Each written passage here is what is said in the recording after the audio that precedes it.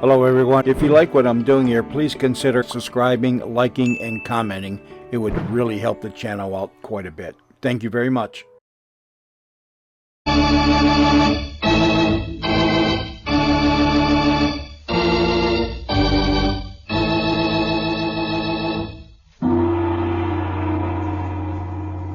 The Adventures of Charlie Lung.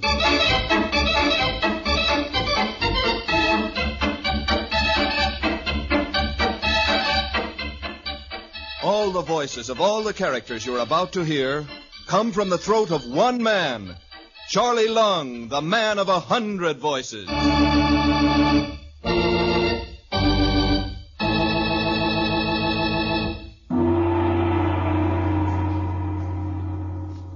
Chapter 30, The Midnight Rendezvous.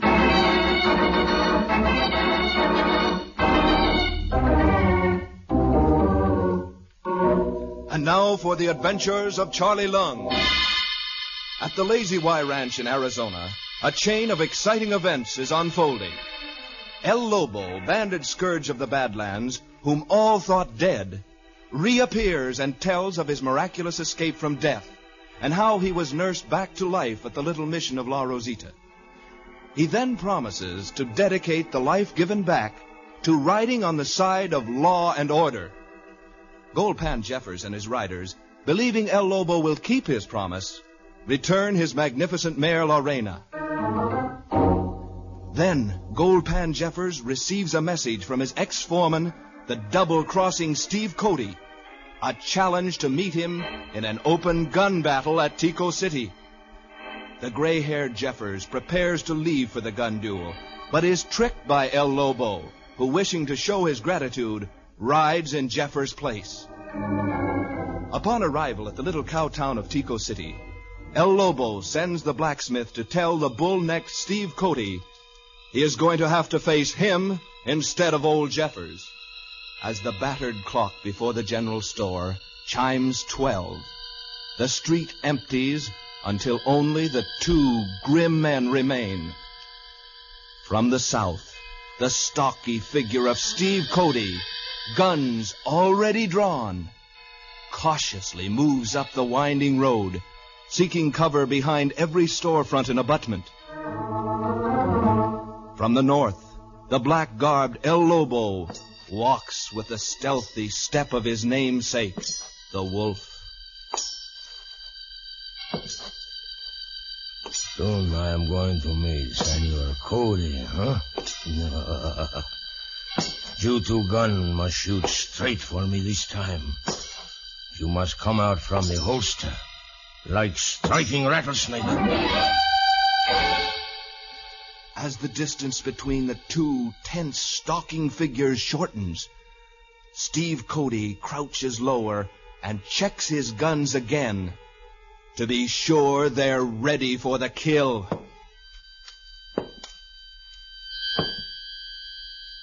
Well, it ain't gonna be long now, Mr. El Lobo, before you're gonna be buzzard bait. Suddenly, both the gunmen hear each other's approaching steps. But the rambling front of the pool hall that projects and angles the sidewalk in a V before them keeps each from seeing the other. Realizing it is but a matter of moments until the showdown, they press their bodies against the rickety side walls of the pool hall and slowly inch themselves to the front.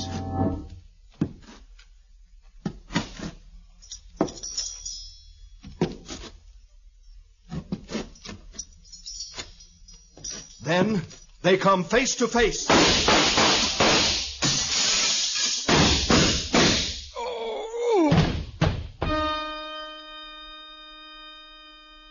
As the blue haze of gun smoke slowly clears, the spectators of the gun battle desert their safe hiding places and rush out onto the street.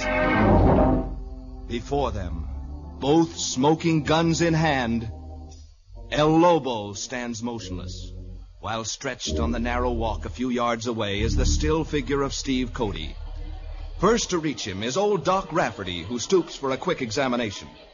As he looks up, El Lobo walks toward him. Senor Doctor, this Steve Cody, how bad is he hurt, huh? Well, the saints be praised, as near as I can see. He's just got a bullet grazed alongside of his head. Sure, and he's not going to die, I can tell you. Bueno, I do not want for him to die. By all the lakes and islands, you don't want him to die. No, senor. I only try to wing him. I could have easy killed him. Now, I give him to Gold Pan Jeffer, and he will turn him over to the law. And I've got a gun in your back, El Lobo, that says you have a bill to pay to the law, too. Get your hands up. Caramba! Whoever you are, you have drop on me, but only because you fight from the back. Now your guns. Here. Thank you.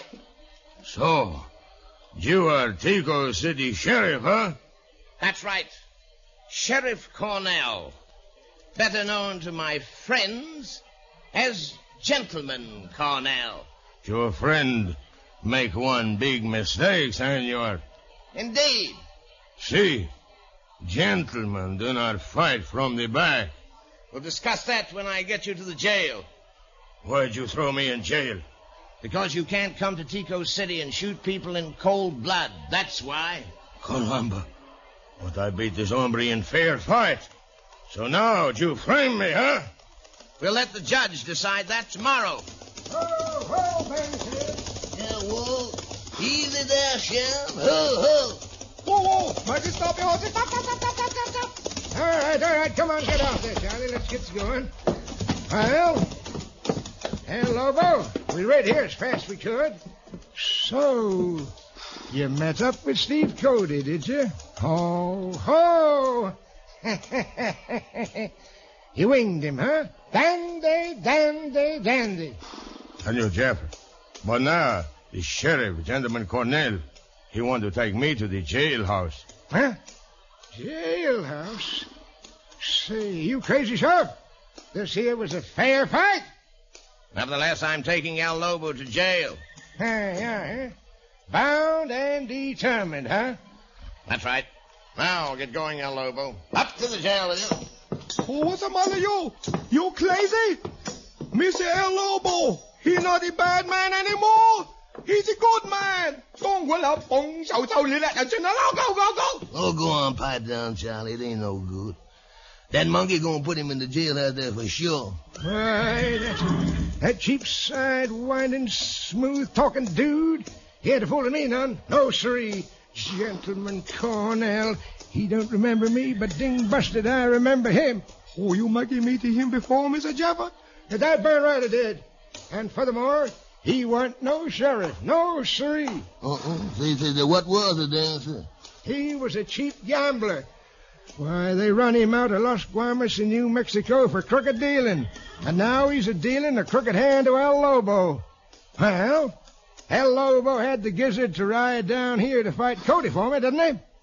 Now I'm going to stay right here and put El Lobo to rights. Yes, sirree. Gentleman Cornell has just dealt the last crooked card he's going to deal for a long, long time.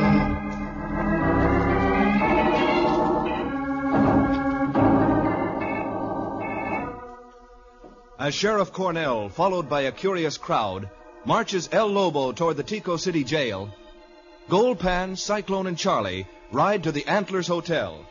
Then, in the privacy of their room, discuss different plans to free El Lobo. Well, but I'm a-telling you, Cyclone, it's again all the laws of the West. Why, Dad, bust me. That was a fair fight. It ain't legal. Is that so? Yeah, they can't put El Lobo in jail for that. Yeah, they can't, huh? But he's in there, ain't he? Yeah.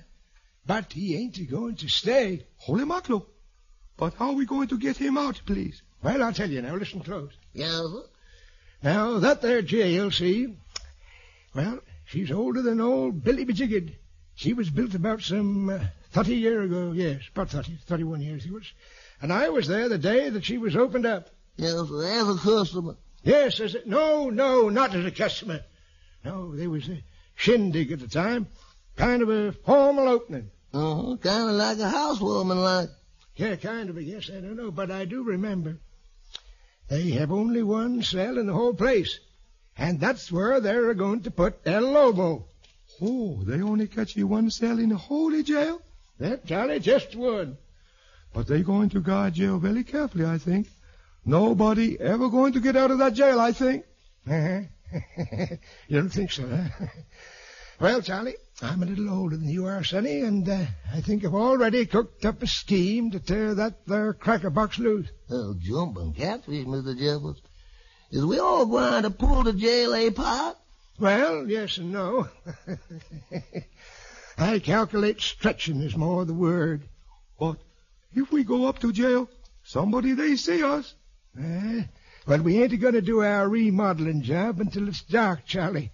Now, let's get out on the street and stretch our legs and get us all something we're going to need for tonight, for the jailbreak. Yeah?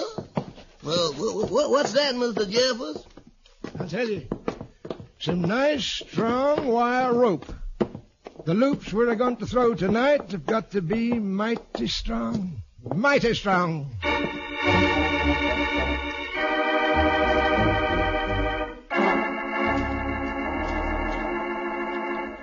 Quickly, Jeffers, Cyclone, and Charlie leave the hotel and walk to the hardware store. Goldpan buys 3 pieces of wire rope, each the same length as a lariat. Then they return to the hotel to discuss his plan to stretch the Tico City jail. Meanwhile, back at the Lazy Y ranch house, Professor Beerstone and Mr. Fitzmaurice grow anxious as the hours slowly pass and Goldpan, Cyclone, and Charlie don't return. Seated at the piano, Mr. Fitzmaurice plays in an effort to relieve the nerves of himself and Professor Beerstone.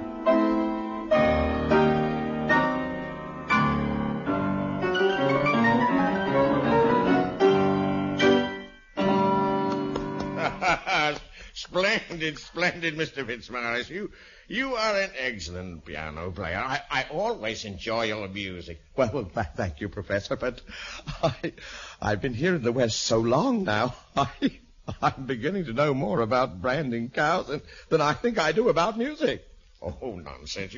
You play remarkably well. Will you play us some more? It steadies our nerves. Well, I'd like to, but I have the weirdest feeling that, well, I just seem to be sure that something's gone wrong at Tico City. Here it is getting dark already, and they still have not come back. You're right. They should have returned hours ago. Well, I hate to sound gruesome, but I have a premonition. Something seems to tell me that El Lobo is not walking around. Great Scott, you are not trying to suggest that Steve Cody beat El Lobo to the draw. Why, Mr. Fitzmaurice, what is it you are thinking? Try and explain to me. Well, Professor, it's something in my mind. Seems to be trying to tell me something, and it keeps buzzing like a bee, like this. Buzz, buzz, buzz, buzz. Of course, it may be nothing.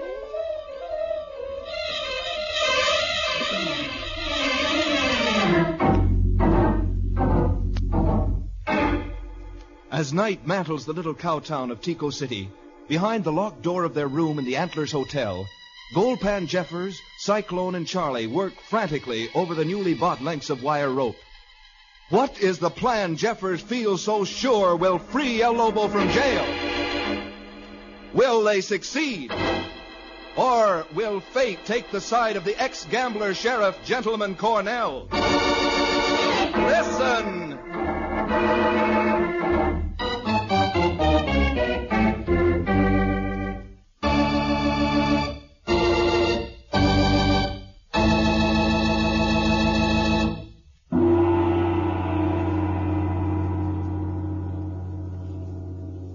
In just a moment, we'll return to the adventures of Charlie Lung. Now, pretty quick, schools will let out for the summer, and most folks will be going on vacations. So I want to have a little talk with you right now. I want to caution you about the way you drive, the way you walk on the streets, and for you kids especially, the way you play near the streets and the highways. Now, every one of us has the tendency now and then to think that accidents happen only to the other people. That's silly, isn't it? But it's just that kind of thinking that gets us into trouble. An accident can happen to you, and if you're not keeping your wits about you all the time, you're a cinch to land in a hospital ward or on a slab in the morgue.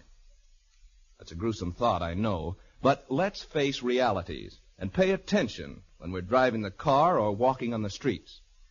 You don't want that vacation of yours ruined, do you? Okay, then. Watch what you're doing. Give the other fellow the right of way. Be considerate and polite. And above all, don't take chances. The gamble isn't worth it. The price is too great if you lose. Okay, I'll step off the soapbox. But before I do, just remember this. The life you save may be your own. Now, Charlie Lung says, Better you look twice before crossing street, because cars much quicker than walking feet.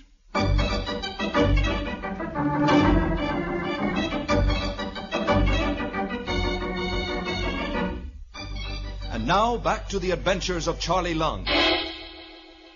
As a full moon rises in the heavens over the small cow town of Tico City, a tense human drama is about to unfold.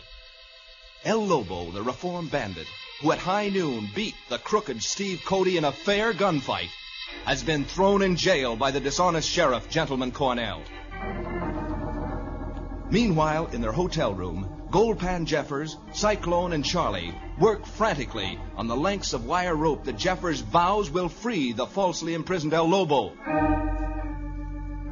At the Tico City jail, Sheriff Cornell walks up to the barred door of El Lobo's cell.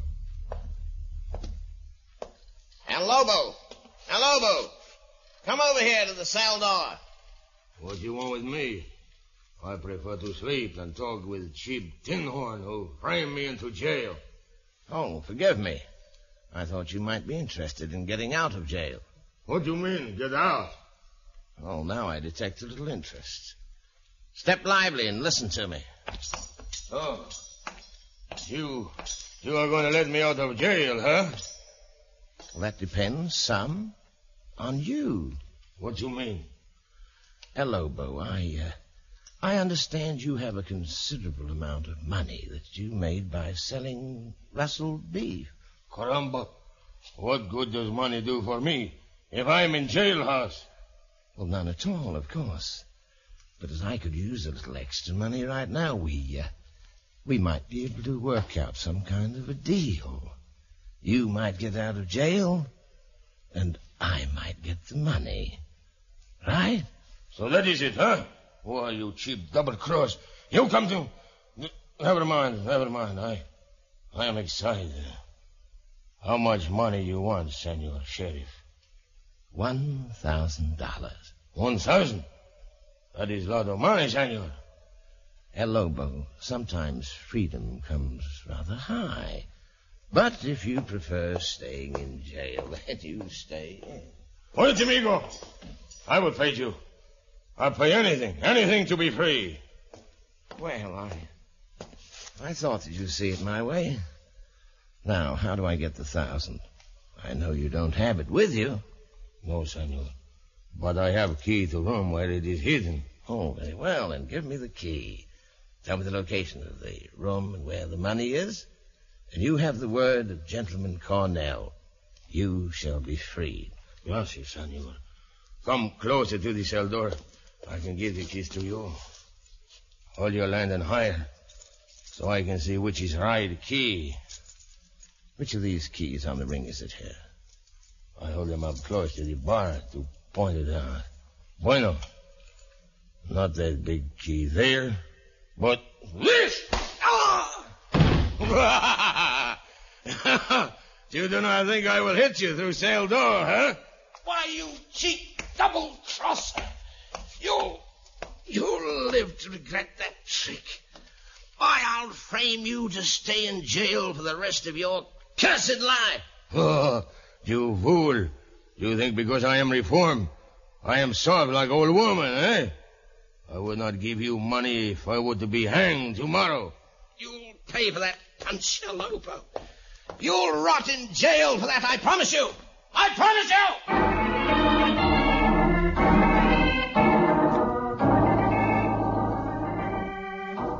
Sheriff Cornell, shouting threats of vengeance and nursing his rapidly swelling jaw, leaves the jail and hurries up the main street to Ace Kimball's dance palace. Meanwhile, at the Antlers Hotel, Goldpan Jeffers, satisfied the wire rope lassos are ready, speaks to Cyclone and Charlie. Well, gents, them wire ropes is going to be dandy. And busted. Before midnight, we-uns is going to have El Lobo out of that concerned jailhouse. Yes, sir, but you all ain't done told Charlie and me. Just how we going to do it. By Jiminy, that's a light, Mr. Goldpan. How we are going to do? Well, I tell you, we'll take our horses and El Lobos down to the jail. When we get there, we fasten these here wire ropes onto them iron window bars. Then we snub 'em onto our saddle horns and start their horses to a pulling. Holy mackerel! We make a pull bar out of his cell window? Oh, Lordy, but suppose them bars ain't inclined to pull out. They're going to come out. They're going to pull out of that old adobe just like it was talcum powder. Oh, I think a very fine idea.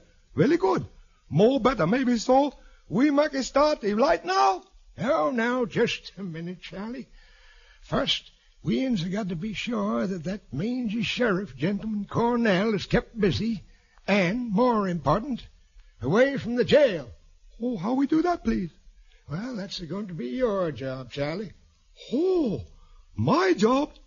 What I am going to do? We're going to fix you up so you look like a bandit with a big handkerchief around your face and 2 6-guns.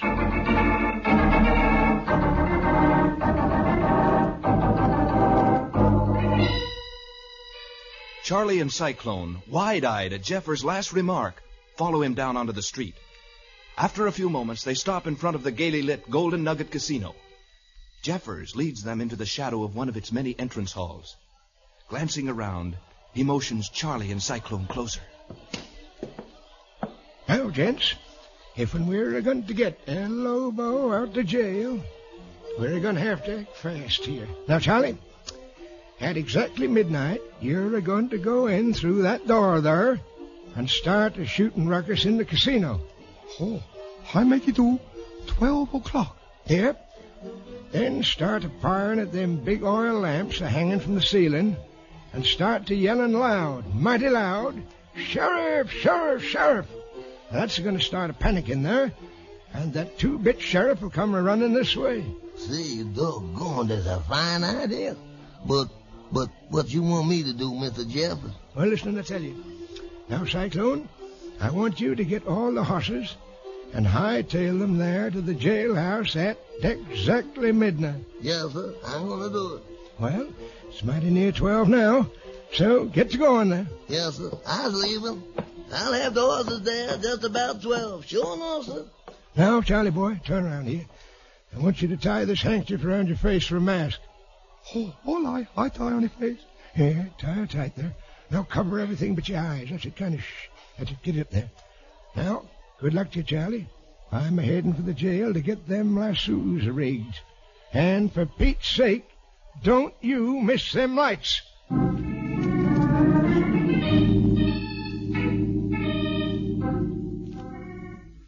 Charlie crouches in the dark hallway, face hidden by the big bandana handkerchief, his 2 guns drawn, waiting for the first stroke of midnight.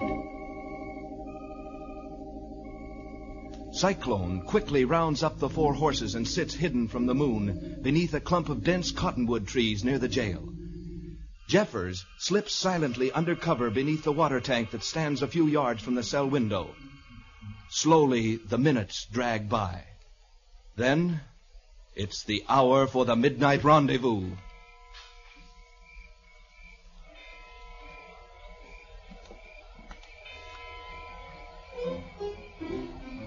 Oh, by golly. Now 12 o'clock. Oh, I go in the dance hall. Then I make a shoot out all the light and he yell sheriff. Oh, this place all full of people. More better hurry or they make a shoot at me. Now I make a shoot it. Sheriff! That's it, Sheriff! Hey, the lights is out. Get the sheriff here. Sheriff! Sheriff! Get the sheriff! Sheriff! Sheriff!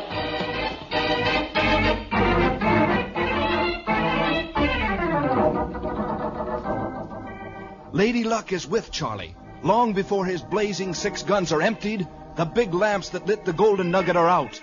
His call for the sheriff is taken up by the crowd who mill around in the casino. Charlie rushes back through the darkened hallway and runs for the jail. Goldpan Jeffers, with the wire rope lassos rigged on the iron bars of the jail window, waits anxiously outside El Lobo's cell for his 2 companions. Say, Lobo, I hear the firing at the casino. Charlie must have shut them lights out. All I can say, Senor Jeffries, I hope he doesn't miss them. He ain't going to miss. That little Chinese is a ding-busted good shot. Yes, sir. Hey, come swing with me. Here comes Cyclone with them horses. Yes, Mr. Jello. Oh, Lord. Is everything ready? I done hear Charlie firing there at the Golden Nugget. Yeah, it's all ready. Now get back on your horse. Snub this wire rope to your saddle horn. We ain't got a minute. Yes, sir, sure. Steady now. I'll put it on you. I've got it fast. All right, then I'll join you. Now, easy there. Uh-oh. Say, here comes Charlie. All right, I come. Oh, I know can make you bleed. Oh, I loading very fast. Hey, Dad, burn it, Charlie. You got all them lights out, did you? Oh, all the lights out and everybody calling for the sheriff. Well, good. Now grab that last rope hanging there from the window bars. Mount and tie her to your saddle horn. Oh, all right, I do. I get on the horse. Oh, steady. Now I'm making picture lope. You fix it. All right, now, gents, tighten up on them ropes. Yes, sir. Oh, come on here. Easy. Easy. Ho. Now, I've got my rope tied, yes, sir. I let it go, Mr. Goldpan. Dandy. Now, gents, we have got to hit the pull all together. That's the important part of it. So when I tell you, you get them bang tails to moving all at the same time. Say, Lobo, get back from that there cell window, because when we start a-pulling, ain't no telling what's going to break. I stand back, senores. I hope your horse is strong enough to pull the iron bar out. Well, Gump Swiglet, in a few seconds we're going to know, ain't we? All right, gents. This is it. Take up the slack there. Easy. Yes, sir. Come on. All right, now, stow. Steady with the strain, all of you. Get up alongside me there, Charlie. Hold on, I let it.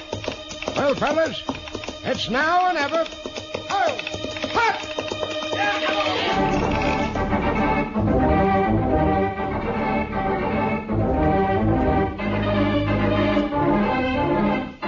The 3 horses, driving their powerful legs deep into the loose dirt, strain against the tightening wires that run from their saddle horns to the iron bars of the jail window. Urged by their riders, the willing horses fling their whole weight against the taut cables that twang and hum under the terrific stress of the load. Will they succeed in liberating El Lobo? Be sure and tune in next week for The Reckoning.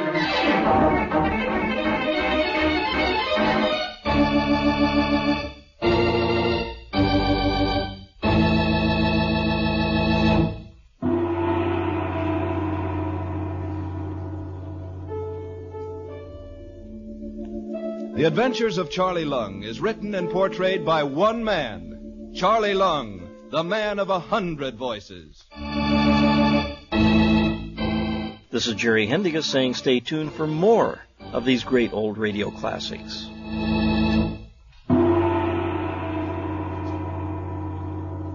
The music by Dave Bacall, sound by Bob Conlon and Parker Cornell, and engineering by Joe Kay. Production and direction by Jack Lyman.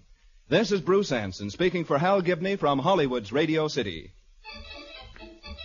This is NBC, the national broadcasting company.